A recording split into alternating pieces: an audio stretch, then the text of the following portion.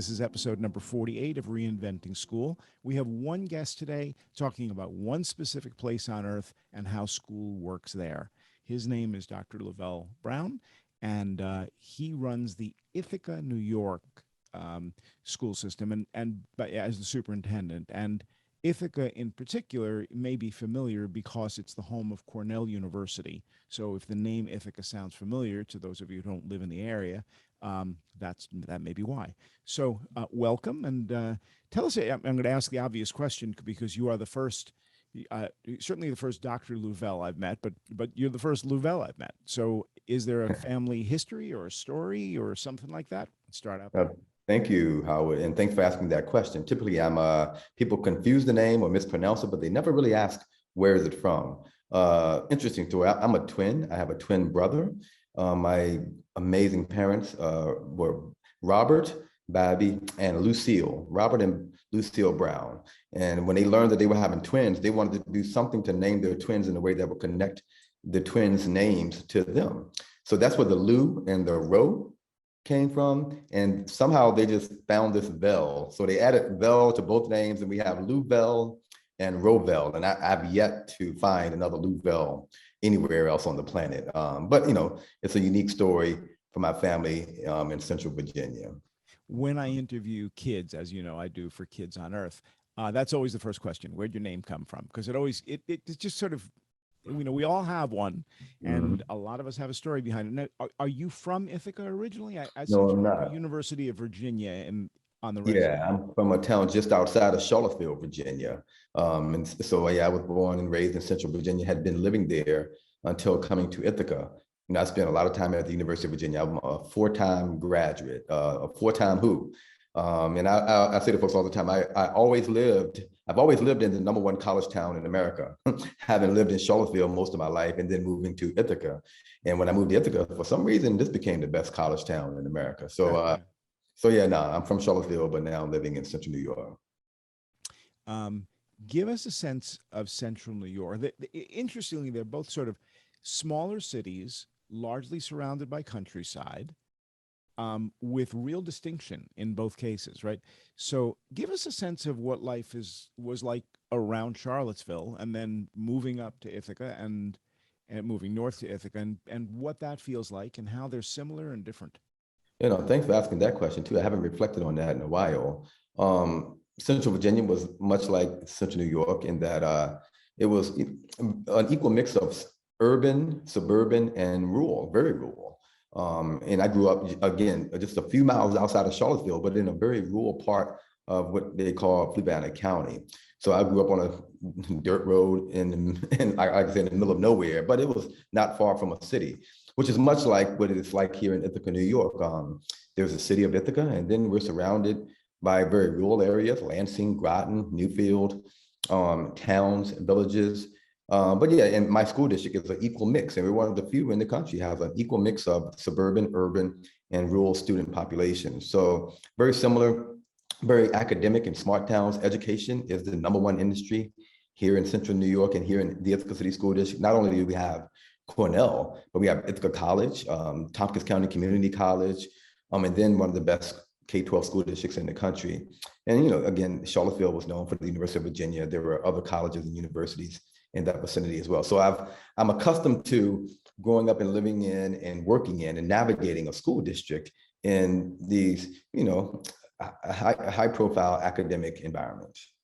And so as you begin the career, you're a local kid going to a local school, right? Yeah. But the stakes are pretty. I mean, University of Virginia is not just a local school; it's a very well regarded institution, as is Cornell. What does that feel like? I mean, you're describing life on growing up on a dirt road, and you're sitting here now in a position of considerable authority. Yeah. Tell us the story. How'd that happen? You know, where I grew up, and I tell the story all the time. In Central Virginia, much like what's happening in Central New York, very segregated. Where I grew up in that part of the area was segregated, and that's where typically all the families of color lived. And traditionally, those families, including mine, have been marginalized and oppressed. And because of the love that we did not receive from our institutions. Like there was a lot of love in those homes and in those communities, very collective, constructive communities. I knew all the families. We knew each other. We took care of one another. But that love at home was not always coupled by a love we received at school. And, you know, myself and my twin brother, we're two of the few young people, particularly young people who look like us and males, to have survived that dirt road. And it was because of the policies and systems that we failed to navigate successfully in schools. So I like to say this, I survived my upbringing. I survived it by chance. My mother, she knew a second grade teacher she played bingo with. She knew some educators in the school district. She worked as a teaching assistant for a while. Now, while we were living in severe poverty, she had some sense and she had some people connected to her who allowed for her to navigate the system in a way where my twin brother and I survived it. I've known all along that I would do work and I would commit my life to disrupting the systems that resulted in some of the most brilliant people I've ever known not being here anymore. That's why I served as a school leader. I've been a teacher, a principal, a central office administrator, now superintendent. And yes, even today, 20, 30 years later, I see the same systems that I struggle to navigate, the same systems that pushed my friends and cousins and people who look like me out of the system. I see those systems and policies in existence right now. So by chance, I was identified as someone who was doing very well. I was afforded a full academic scholarship to the University of Virginia. Had no plans of staying in Charlottesville and going to school. Quite frankly, wanted to go to a historically Black college and university. But when that kind of money came and that kind of opportunity came, my family said, that's something you can't turn down. So I spent a lot of time at UVA, and that's another whole story, navigating that college, that amazing university, and that experience was something too. But anyway, a lot of my lived experiences are influencing the work that I'm doing today as a school leader. So what's Ithaca like? See if you can paint us a picture of Mhm. the city, the suburb, the surrounding town, and also the extreme pressure that a population whose primary occupation is related to higher education, right? So I would think if you're the superintendent of that district, you got a hard job. Yeah.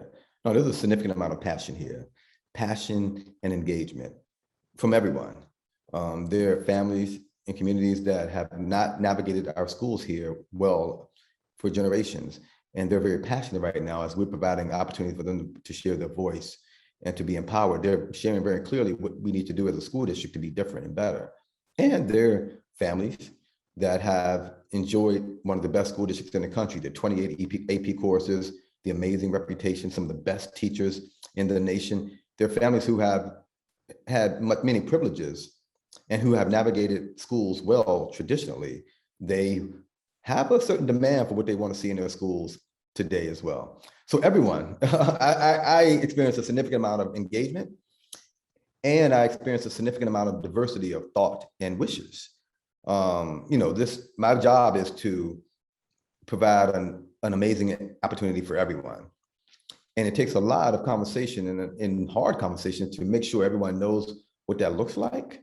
What does it look like to have the young person whose parents are rocket scientists working in an Ivy League institution in a classroom with young people who are living in some of the most extreme poverty in New York State, if not some of the most extreme poverty in the country, all in the same class.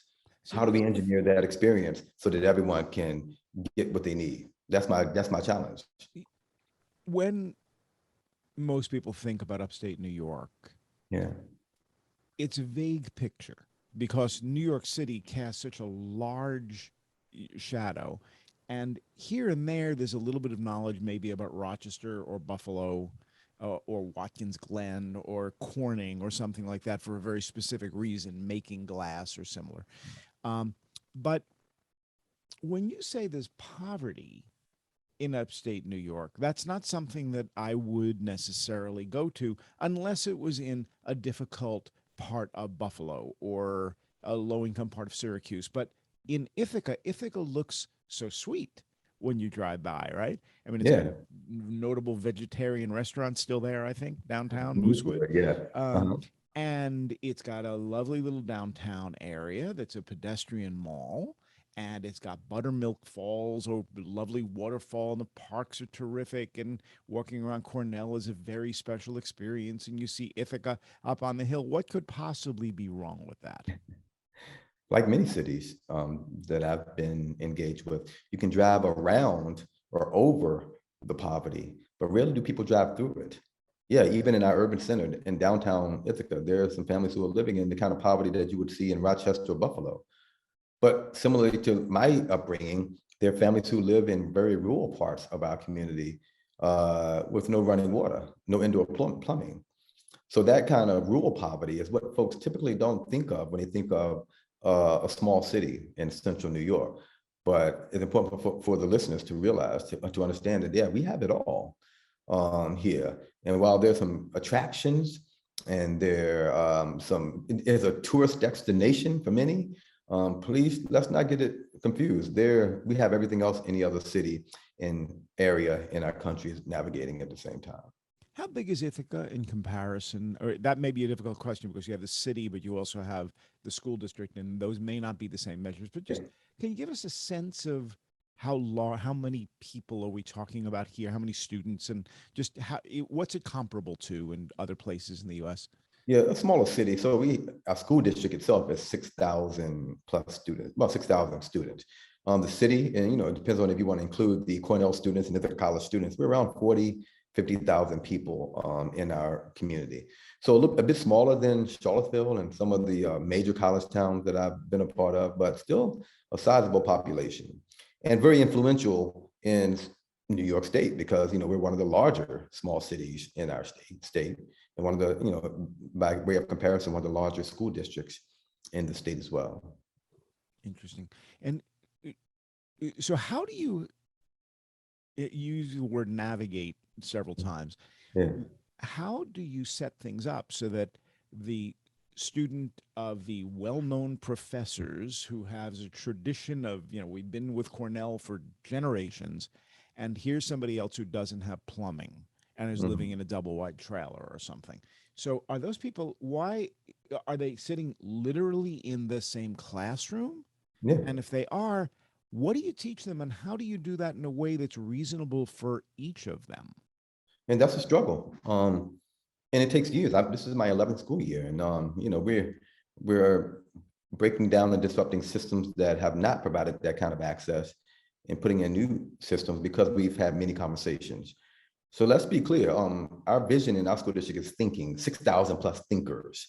When we talk about what it means to be a thinker, every one of our young people and scholars can think. And it's our job to help them be better about how to think, not what to think, but how. And so when we're focused on promoting and helping young people think, that's the differentiator. And the research is very clear, and it's been clear for decades now. When we have diverse groupings, everyone achieves more. Now that requires a significant amount of professional development, a mindset shift to know that that kind of diversity of thought and background in a space helps everyone. But that goes counter to the dominant narrative in our country. Let's just be clear. So much of my tenure has been around what does it mean to think? And then how do we promote better thinking? And then when we talk about how to promote better thinking, then that diversity of thought, us unpacking our biases, us looking at multiple perspectives and distinctions and similarities and relationships, everyone can and should do that. Now, getting our educators to figure out how to facilitate that learning in a math class, that's been our work. Yeah, we know the research is clear. If you detract from mathematics, if you have heterogeneous groups, everyone achieves more, but that's been out there for decades. We also know that our teachers, the National Council for Mathematics Teachers says, please detract and create heterogeneous groupings of mathematics. That's been out there for a while too. But when you really start to push and do those kind of systems, that kind of systems work and policy work, that's when you run up against mindsets. And I'm here to say it, and I'm working to get a community to this place. I believe every one of our young people can learn at high levels. I believe every one of our young people deserve access to one another and the outstanding curriculum that we have to offer. We have to get everyone to that place. Those two things I just mentioned, not everyone is there. And that's my job. When you talk about everyone that you've discussed thinking a lot, Hmm. um, what do you mean? Yeah, I'm trying to give us some examples of Yeah. because thinking. Yeah, I love the idea that I'm having a conversation with a school superintendent who's actually talking about thinking and presumably learning as well. That's Yeah. not always the conversation. Often it goes more to school bus logistics. Yeah. You know, our natural tendency as humans, our natural tendencies as organizations is to sort and select, and to classify, and to create us versus them. Now, my approach to thinking and appreciating humanity and providing access and opportunity counters, it comes into competition or conflict with that. You see, yeah, and with our young people here, we know that they can learn if giving opportunities and access. Now, and How we do you know they know can that? do that because I'm How do you sorry. know that? Because that's a fairly Yeah, powerful statement, and not everybody who is in your job or in or running school systems deeply believes that as sure. thoroughly as I or as deeply as I think you do. And thank you for pointing that out. Most folks haven't had to live through it. I am here. I am here talking to you because of that. Because of the access and opportunities that I was afforded, I am here in this conversation, having achieved in schools, having being able to have a conversation, when knowing that young people, friends of mine, neighbors, relatives, much smarter and more brilliant than I, did not have the same access and opportunities that I had on even here on the planet anymore. So I'm a lived experience of this, and I have benefited from the access and opportunities. When people believed in my ability to think, then they then provided me access and opportunities, and then I achieved. And now having that lived experience, I can see very clearly when we don't embrace the unique gifts and talents for everyone else. Without And naming names, give me yeah, some situations so that make this live for me a yeah. bit. Try to be as specific as you reasonably can. Hmm. And give me a few examples of what you mean, because talking about this generally, anybody can do that. I have a Yeah, feeling there's more here. of course. I will talk about the personal experience and stay on that thread. Then I'll talk about what's happened in my own school district most recently when it comes to this kind of access. Yeah, when an English teacher broke policies and rules in the individual school district to allow for me to take honors English at our high school. Now, that educator, people didn't like it. They were mean. They were upset that they broke rules to make sure I was in a higher level language art class.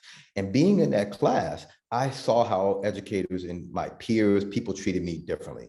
And I had access to vocabulary, ways of writing, stories that I couldn't have imagined in the other class being provided. And I know of friends and relatives who were in those other classes that were having different conversations. So if the person had a broke policy or been following the rules, I wouldn't have had that access. This person provided me that access because of a personal connection to my mother. Now I you're can now think back to that specific experience, thinking about that was the key to me achieving in school. Yeah, go ahead, man. you're the keeper of those rules.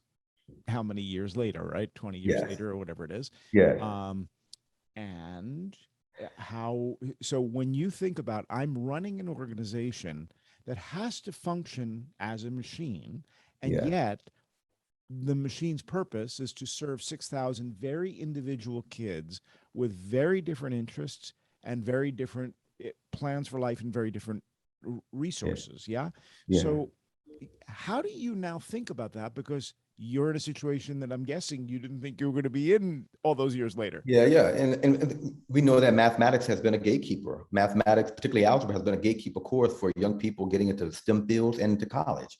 We know that. And when we look at our data from schools in my school district, the young people going into our STEM fields and going into the highest level math courses are disproportionately skewed towards a dominant culture. Young people who look like me, kids of color, those living in poverty, aren't traditionally going into those courses that we know are a gatekeeper. In our school district, beginning with our high school, we started to detrack, or otherwise known as heterogeneously grouping young people for math. Again, the research supports it, and our teachers wanted to do it. So what is this? Yeah. Lay this out for me, because it's Mhm. the words are heavy. Sure. Yeah. Heterogeneous what? Okay. Heterogeneous. So young people, all young people, irrespective of previous achievement or irrespective of race, class, are going to be grouped heterogeneously, and it'd be a diverse grouping of students. Traditionally, the highest level courses, and we had teachers say this, I've seen it throughout my career, you would have a class where the lowest level math courses, the general ed, or the classes that are getting below grade level instruction are consists of all young people of color or those living in poverty or those with special needs.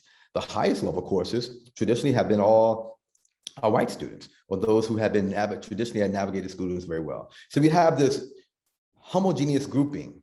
And from my experiences, I've seen that young people were receiving different experiences, which should have been the same experience for mathematics, but getting different experiences based on who they were and previous achievement. What I'm proposing to you is that we can group in a way where we can have everyone in a class, irrespective of previous achievement, irrespective of their class or their race, and it can be good for everyone. So that has happened at our high school and now at our middle schools, and our data has skyrocketed. Well, there's a bit of counterintuitive in there. There's a bit of the research says this, but there's probably also the research says that. So in support of heterogeneity, did I do that word right? Yeah, you got it. Yeah. Homogeneity. And you also have kids with different abilities. You have better support systems among this kid. So if they're sitting together, Yeah. are they helping one another? Are we slowing down this group in order to accelerate that group? Or is it a different culture? It's a different culture. It's young people helping one another. It's an educator differentiating. That's good teaching and learning.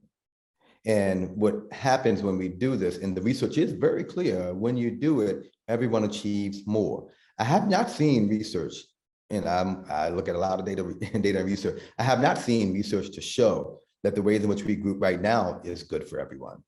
Then why We do we know, do it? Then why do we do it? and that's at the crux of, at the core, the DNA of our educational institutions. We have existed to sort and select. We have existed previously we have marginalized. So we know what we've done has been produced inequitable results. Whether some people want to believe it or not, all you have to do is look at the data. Well, why do we do it? What's the purpose of it? Because it sounds like it would be counterproductive for everybody if the opposite is productive for everybody. So why are we, first of all, why have we been doing it? Second, why are we still doing it? And third, why don't we change it large scale? What's the problem? And this is the controversy. This is where it gets tough. Mindsets, privilege, and bias. What I'm proposing, what I'm saying, and what we've done is to produce equity, to do more for those who have less, and provide equitable opportunities and access. Now, we live in a society where not everyone subscribes to that kind of thinking. It's a zero-sum game. It's us versus them. If you take something from me, if you give something to someone else, is going to be taking from me. That exists in our industry of education. It exists in other industries as well. It exists in our communities. So you come from a place that in the American South, it's sort of famous for that kind of thinking. You're in central New York now, which may have the same issues, but isn't famous for it. So how is it the same and different? Or is it a whole different culture? Or is it about poverty? And by the way, are the people who are below the poverty line where you are, what do they look like? Yeah, people below the poverty line mostly are white and rural. There's people of color who live there too, but if we talk about raw numbers, most of them are white and rural. And I'm coming from a place that's famous for it, but it's no different from any other place I've visited, not just where I'm living now, but places I've visited all over the country. These biases, these blind spots, these policies exist everywhere. These results exist everywhere. And what have we done about it? Well, is it a race thing what have we done? Is it a race thing or is it a poverty thing? Both. Because are they one and the same? In other, you know what I'm asking? I'm not sure I have the words to get there. Yeah, it's both and. We see disparities with ethnicity. We see disparities when we look at our data by class. Yeah, so I would say both and there are intersections. Here's We know when we look at our data, there are discrepancies and there are disproportionate results. And as an industry, we have been slow and have failed to do much about it. Just think about how many times folks have had this conversation. If we know that what we've done as far as grouping students has produced these inequitable results, why haven't we done something different? And what I'm proposing is that we do something different, which I know is producing better results. Why is that an unusual way of thinking? When accustomed to privilege, Howard, which is where many families, many young people have experienced those highest level courses, when accustomed to that kind of privilege, the equity feels like oppression. So the resistance is fierce. You're going to now detract. You're going to now have your initial reaction, heterogeneously grouping. Is that good? Does that mean that we're going to slow things down for some young people? That is just not true. And one's bias, one's natural inclination, because we have never seen it, and we were all thinking about our lived experiences in schools, which most of the time the folks who are talking about this have been very successful in schools. They're thinking, this is the only way I've ever experienced it. It must be right. But not really thinking about, but it's not working for everybody. And what would we do to make this work for everybody? And when thinking about what I would do to make this work for everybody, then there's typically what I've seen is an unconscious, oftentimes, or sometimes very conscious block. I don't want to take that chance. Or I don't want to give up the privileges I've been afforded here to try something different that may do something better for someone else. If I think for a chance that I may lose out on an experience here for myself or my children, I'm going to be fierce in my resistance for this particular initiative. Even if I'm wrong. Even if I'm wrong. And I'm not, and see, from my perspective, I'm saying it right now, because my job is to help people on their journeys, having looked at the data and the research and seeing what's happening in my own school district, and then thinking about my lived experience, we ain't wrong. So I get people wanting to question it, but those same people aren't talking to me, and they aren't reading the same research, and they definitely aren't looking at the data where people have done this, and they show significant shifts. What else does the data tell you? School size, number of kids in a classroom, importance of having a teacher who looks like the kids.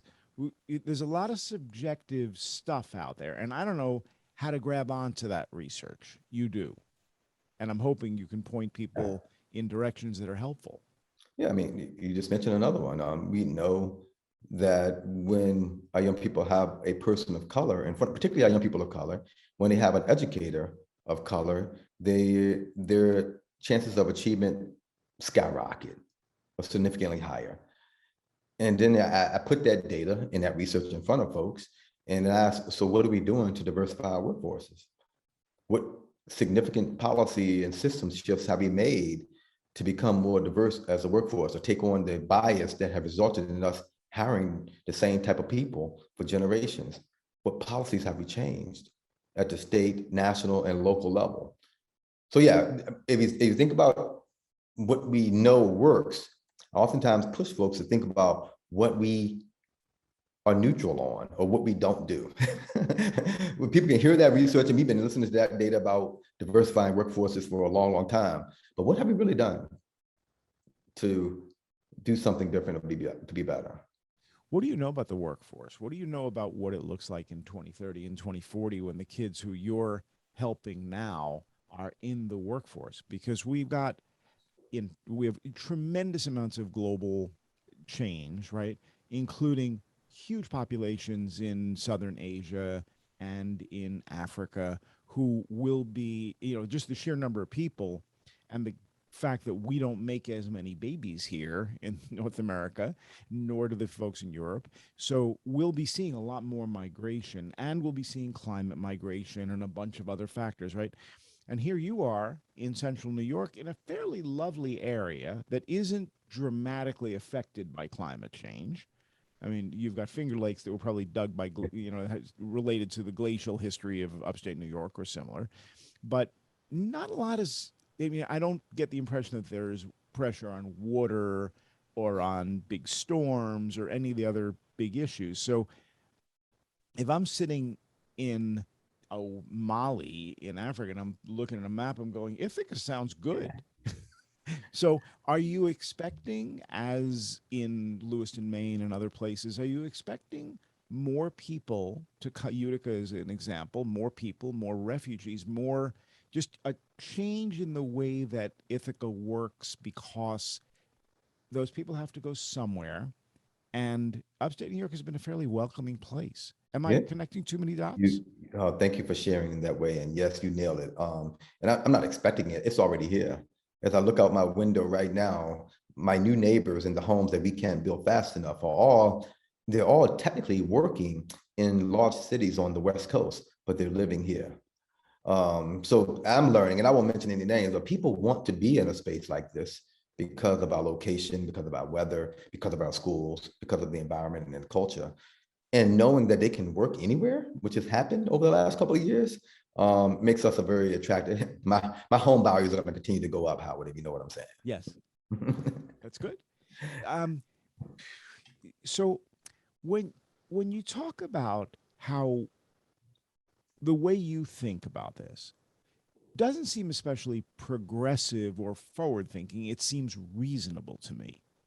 And it seems as though there's a lot of people who haven't reached that point or aren't thinking that way. So when you interact with colleagues, other superintendents who have big responsibility, what does that conversation sound like? Are you selling, no, the data says this, no, we have to do this?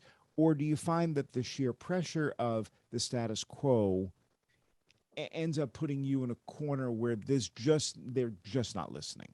Or is everybody listening and you're actually behind the pack? Where are you in the sense of Yeah. change or not so much change? And I've been very fortunate to have the privilege, and my board has been supportive of me engaging in dialogue. I've now shared and connected with people in all 50 states and 16 different countries around this dialogue. And what I hear and see and what I'm there to do is to facilitate conversations in a way where people can be called in versus called out. My superintendent colleagues get it. They know the data. They have a sense of where the industry is going. But now to facilitate this dialogue in communities in a way where we can survive it and not lose our jobs, because trust me, I've learned the hard way. People, when you're having this conversation, it can get a significant amount of resistance. It's different. It's going to look like folks giving up privileges. It's going to look different from what folks had navigated and been a part of in their own school experiences.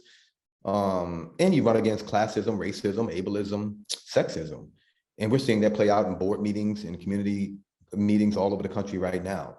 So our jobs as these leaders is to facilitate this dialogue, meet people where they are, validate and affirm that passion, that commitment, that energy that's coming into the space, even though oftentimes this coming into the space to be destructive, to put forth misinformation. It's important for me as a leader to recognize that people are here and they're engaged.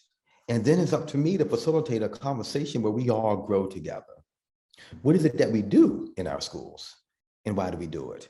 I know what you're saying we're doing. I know what you're upset about.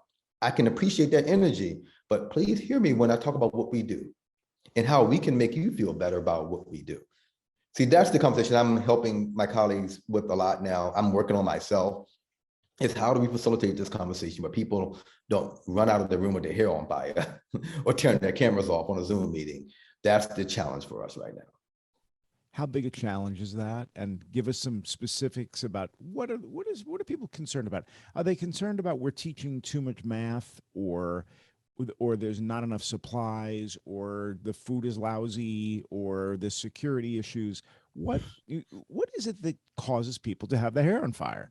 Like, Man, what are the those are the most days fiery issues? when we, and I'm a historian too, so I've been studying, this is cyclical. Yeah, those other issues, those tactical management issues, those arise every once in a while. But the issues, the real fiery debates, the debates and the conversations that result in people like me losing their jobs and boards changing, they're around, the issues I've started with. Equitable access and opportunity for everyone. Will we be inclusive of all experiences and perspectives in the ways in which we teach history? Let's just take that one right now. Yeah. Should our young people be trusted with unpacking comparing, contrasting, looking at multiple perspectives when it comes to history. And the standards connected to our regents in Common Core, or whatever your state standards are. Those are standards and those are facts. The debates right now is about whether or not we will present those facts and standards to young people in a way where we present multiple perspectives, and particularly the perspective of those who have been traditionally marginalized and oppressed. There are laws being written right now to say not to do it. You came up as a teacher. Yes. What were you teaching? Oh, I was a reading teacher and a physical education teacher. Okay. Yeah. But you have more than a little familiarity with social studies, yes? Oh, yeah, yeah. Okay. Yeah. So let's play this out for a second.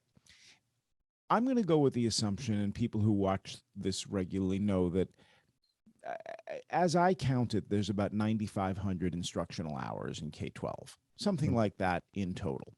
And of those, I think about 1,500 go to math, less than 1,000 go to social studies, in part because math we do every year, social studies we pick up a little more slowly.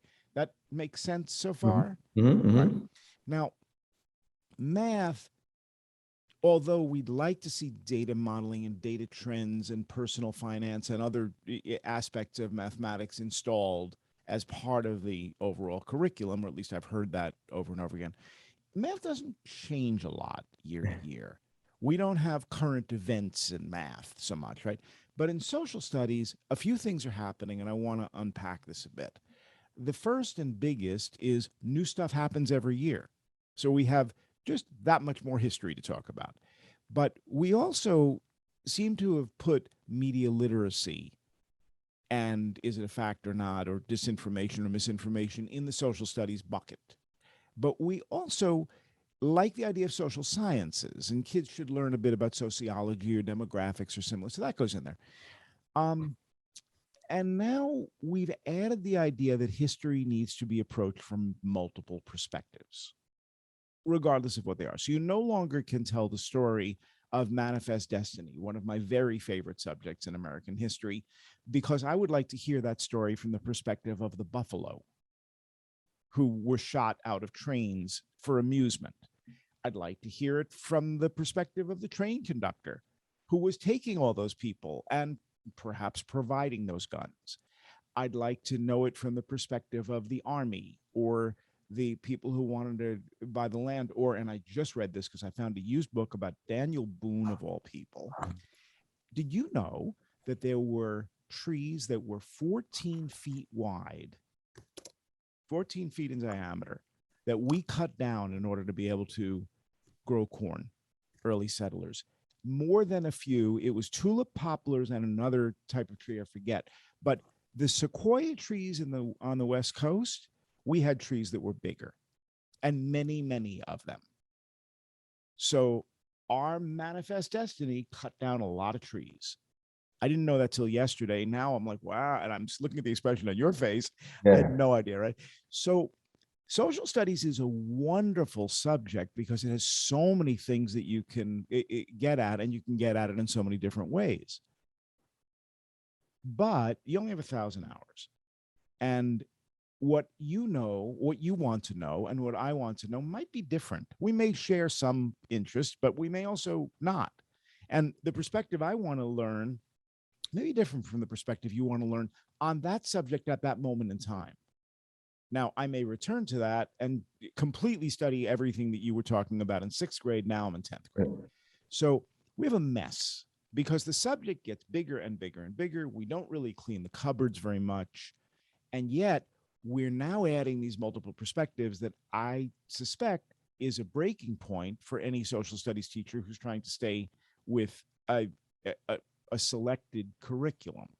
Now, this happens in science, it happens in other subjects too, but social studies is sort of the most dynamic right now, in part because we're now taking on the idea of doing multiple ways to do it. So how do you think about social studies just as somebody who's involved in the education system? And then how do you think about it as somebody who's actually responsible for this? No, this is how I think about it. And, I would welcome folks who may disagree and would love to learn from them and be better. Yeah, I think about things in a transdisciplinary or interdisciplinary way. I heard you when you talked about those different hours. I see it all as one bucket of hours, and yeah, there's mathematical thinking, computational thinking associated with the manifest destiny. And how can we infuse that conversation about those social studies standards and that content into math class? As we think about migration and climate change right now, I can't think of a better place to unpack that in addition to science courses Yeah. than math classes, and then language arts classes where we're writing and we're expressing ourselves. So me, I think about it interdisciplinary, and I think about a bucket there. And I got to go back to what I said. If we truly are about helping young people learn how to think, not what to think, are we going to be as married to and committed to specific content? Yeah, what you just went through right now around the manifest destiny, I could apply that to a lot of other concepts. Sure. And those lessons are going to be needed for me going outside of K-12 and in K-12, more so than knowing the specifics about the manifest destiny. So yeah, whatever gives us an opportunity to learn how to think, I'm for, and the content is what can change. So there's this place called Albany, Oh right? yeah. And somebody is setting some rules in Albany.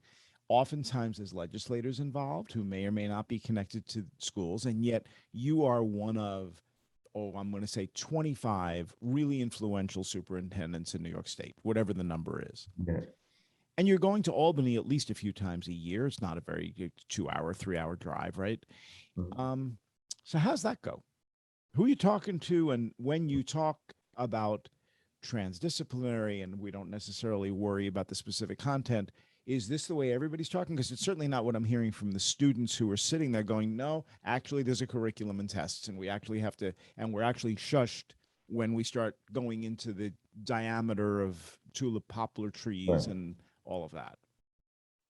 And see, this in my experience, I've been here 11 years now. I used to think, and now I used to think that Albany was the barrier or Albany was the roadblock. That's not true. I know the folks there now. I talk with them. I know our commissioner. I know our board of regents members. They are open to innovation. They're open to us trying things. They're open to us taking risks. The buffer barriers are our own mindsets and cultures. We are looking for a reason not to be uncomfortable in this work at times. That's just part of our industry. I've been a part of that. It's much easier for me to say, that's not a part of the standards. ah, that's not something that our state ed department would allow. Just simply not true. Even if there are rules in place that prevent us from doing the transformation, innovative work that I'm talking about today, our State Department will give us a waiver if we make the case for doing so.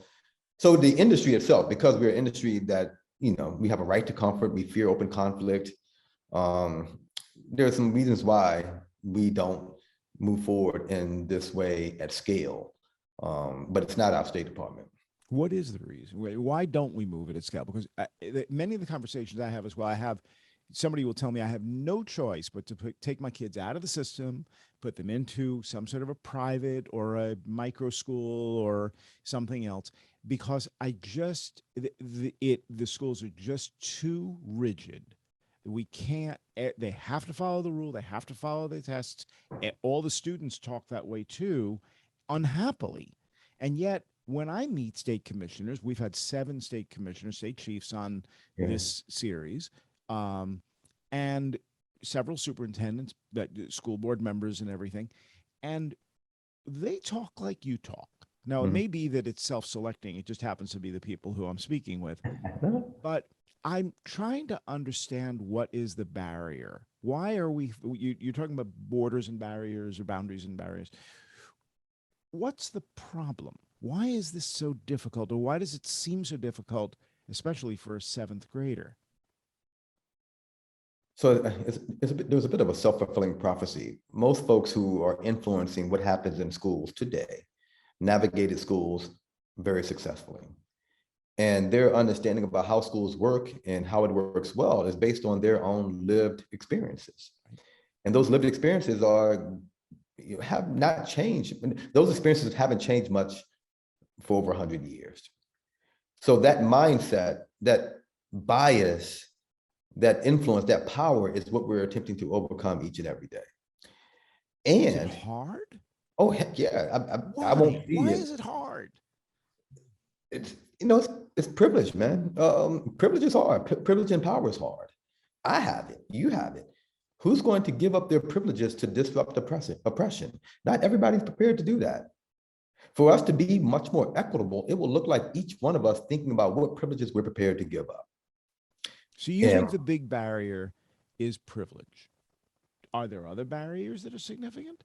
Because it doesn't look to me like privilege enters into the conversation when we're talking about what are we going to include. And well, maybe it does in Manifest Destiny, but probably doesn't when we're talking about trigonometry or we're talking about geometry.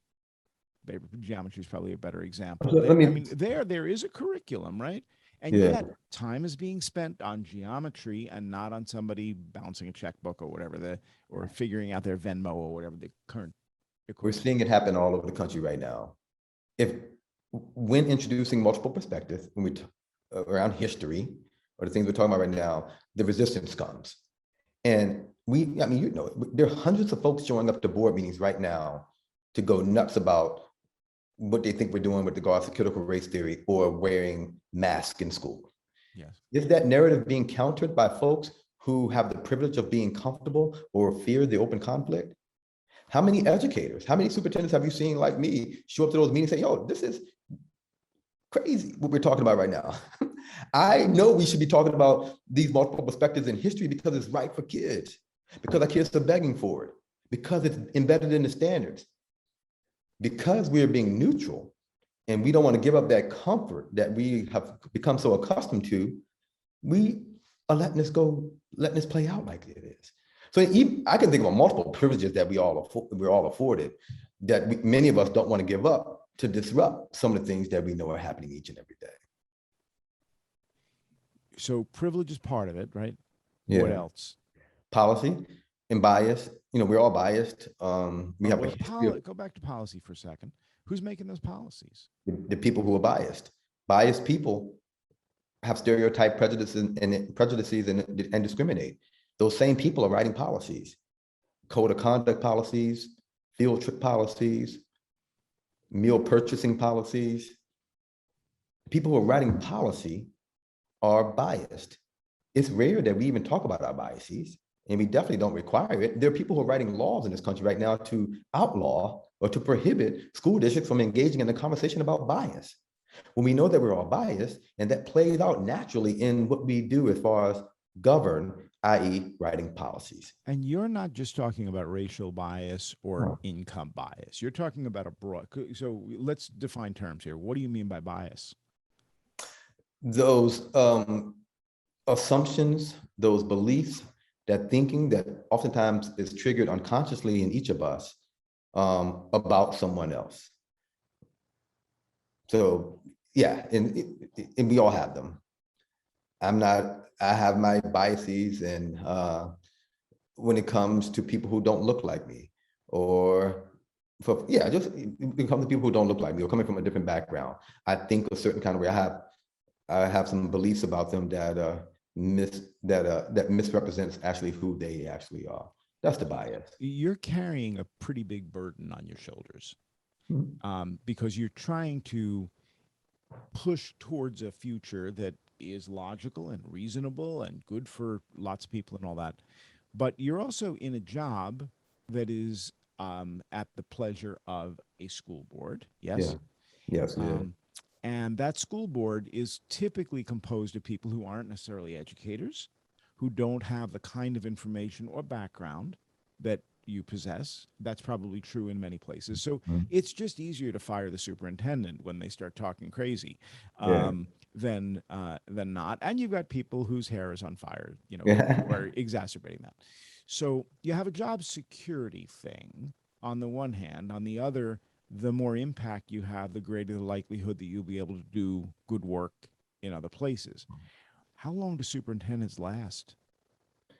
Not long. And the folks who are having conversations like I'm having with you today don't last long at all. I don't know of one who's engaged in this kind of dialogue that has survived. And, most likely I will be, it will happen to me too. My mother warned me against it. Like, if you're having these conversations, you just got to hope that you've inspired someone to take your place when you're gone. So yeah, that's the privilege, that when you really reflect on what privileges you're prepared to give up to disrupt oppression, for me, it's the privilege of my job security. I may not have it because I'm engaging in this dialogue. And a lot of folks, unfortunately, there's some folks in my role who aren't prepared to give that kind of privilege up and have different conversations. But yeah, it's hard. You were fortunate because the University of Virginia came into your life, right?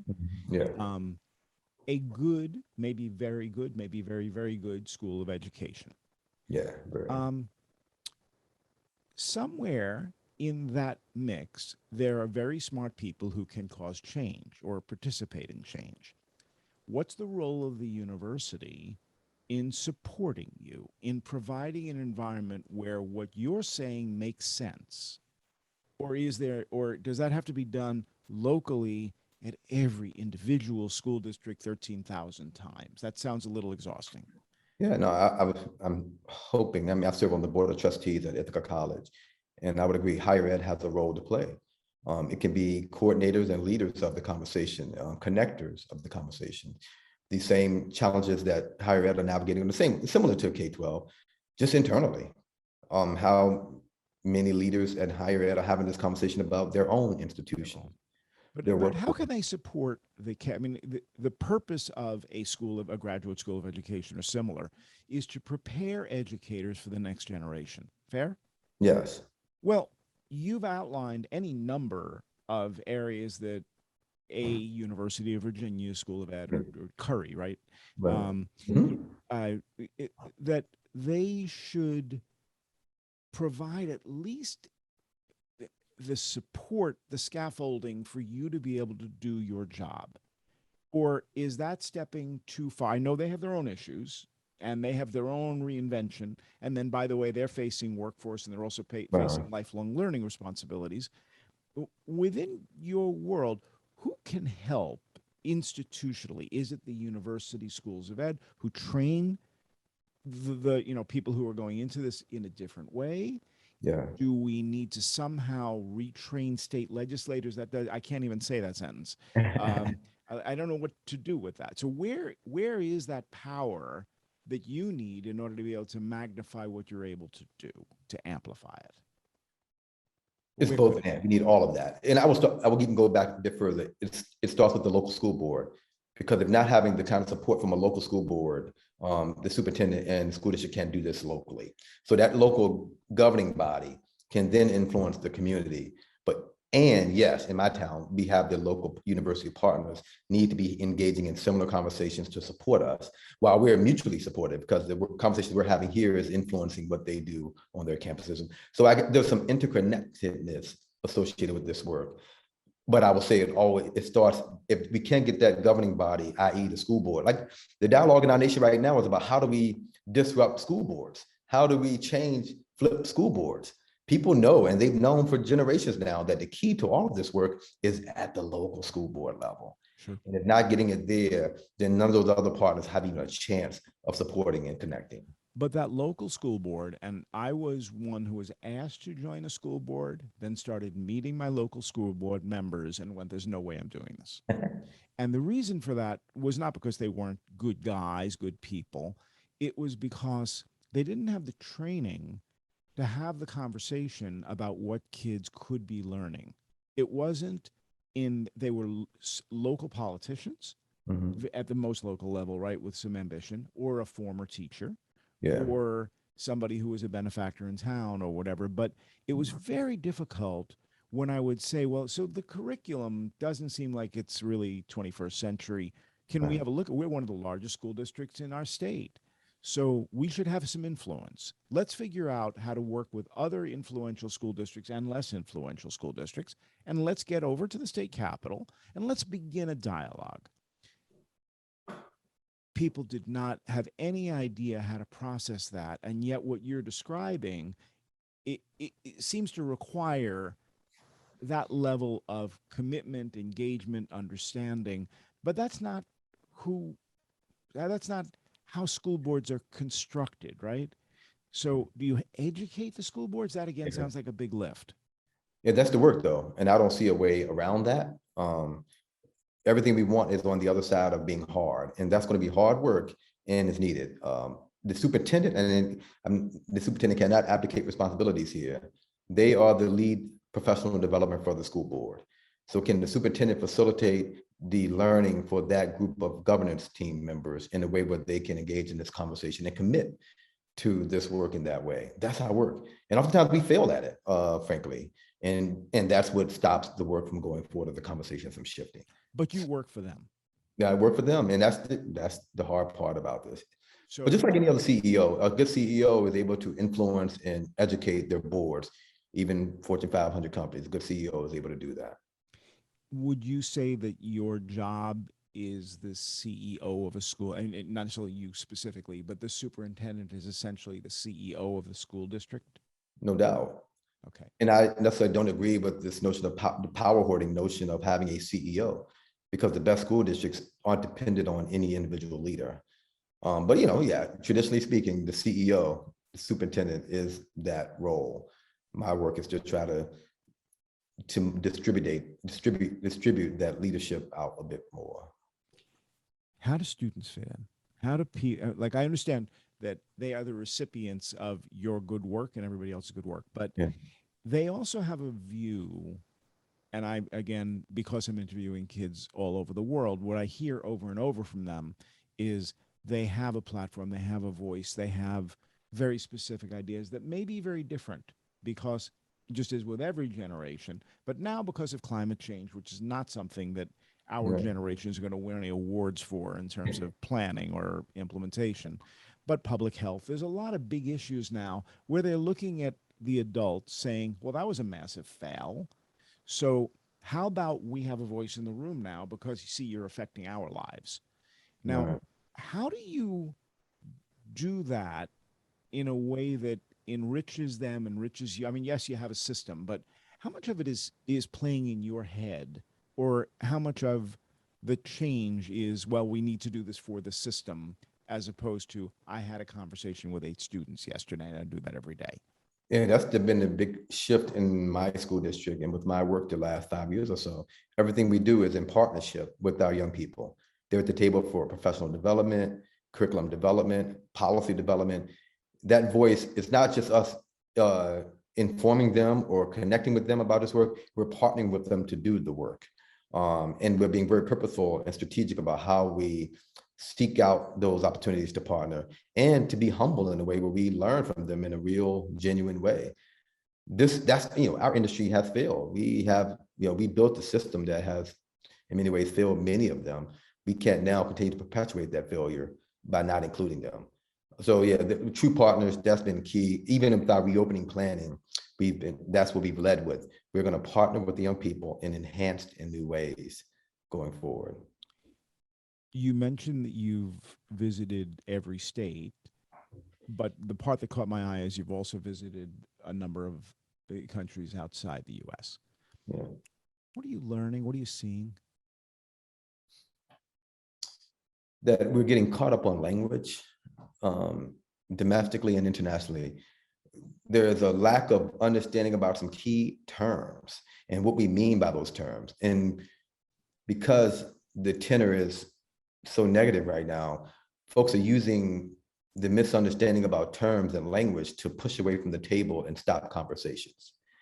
When I think about equity, I'm thinking about, and there are a lot of folks who are saying we can't use that word equity, or that's code for something that's not even accepted in our state. I'm thinking about continuous improvement. I'm thinking about looking at our data. I'm looking at our data. And when we see that there are issues, we do something. I'm thinking about a lot, but we're getting caught up on it. When you grab on to thinking about that, are specific instances in specific countries coming to mind? Where have you been? And what have you seen? I'm working with some European countries right now. I won't name the specific ones, and I'm working around some things around behaviors and managing student behaviors. And the conversations I'm having there are almost identical to the conversations we're having here. The young people who are being removed from classrooms and missing instructional time are being removed and missing time for the same reasons. And when we look at the demographic makeups of those schools, they're similar types of students. So what I'm learning, I think I'm seeing more similarities than I'm seeing differences. I'm seeing that there's a dominant culture and narrative in our schools, and that the students who do not subscribe to that dominant culture and narrative, who are different, are being asked to assimilate and give up who they are. And when they push back against giving up who they are, they're being seen as outcasts, or they're showing up in the data negatively, which results in generational issues when it comes to school. That is happening in every single country I connect with. And the folks who are coming to me to talk are bringing those kind of, how do we produce equity? How do we disrupt the system to have these young people, this particular group of young people, achieve more? And it's always coming back to that dominant culture narrative that young people are being asked to shift, to assimilate to, instead of the system being more responsive to their individual needs.